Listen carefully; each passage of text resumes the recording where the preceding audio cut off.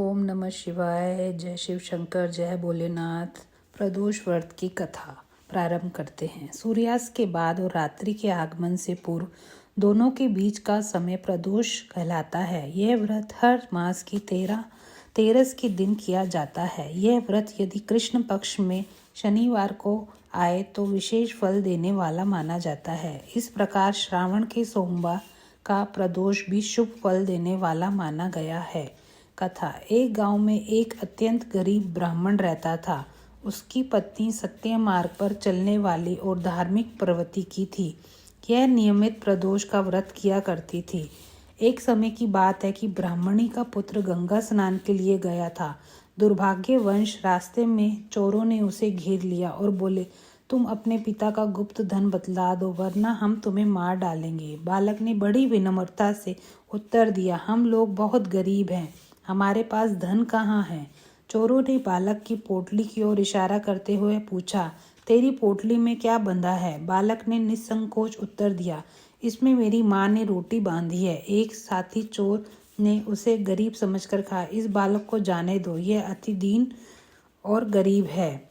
चोरों ने बालक को जाने दिया। बालक चलते चलते एक नगर के समीप पहुंचा। वहीं एक बड़ का वृक्ष था। बालक उसकी छाया में बैठ गया। थकावट के कारण उसे नींद आ गई और वह वट वृक्ष के नीचे सो गया। उधर राज्य के सिपाही चोरों की खोज करते हुए उस बालक के पास आ गए। सिपाही बालक को चोर समझकर राजा के पास ले गए। राजा ने भी उसे चोर समझकर कारावास की आज्ञा दे दी।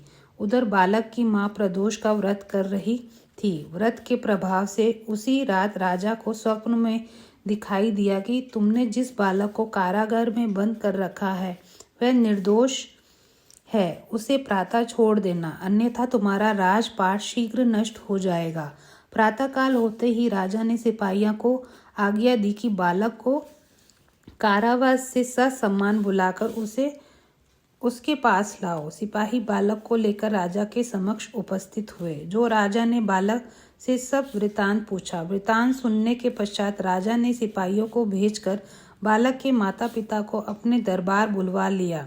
राजा ने ब्राह्मण और ब्राह्मणी को भयभीत देखकर, तुम भय मत करो, तुम्हारा बालक निर्दोष है। हम तुम्हारी दरिद्रता देख कर 5 गांव तुम्हें दान देते हैं। इस प्रकार प्रदोष के प्रभाव एवं भोलेनाथ की कृपा से ब्राह्मणी व उसका परिवार सुख में रहने लगा। जिस प्रकार शिवजी ने ब्राह्मणी के परिवार को सुख दिया, ऐसे ही कहने सुनने वाले सबको सुख प्राप्त करना। जय भोले शंकर, जय हो। ओम नमः शिवाय।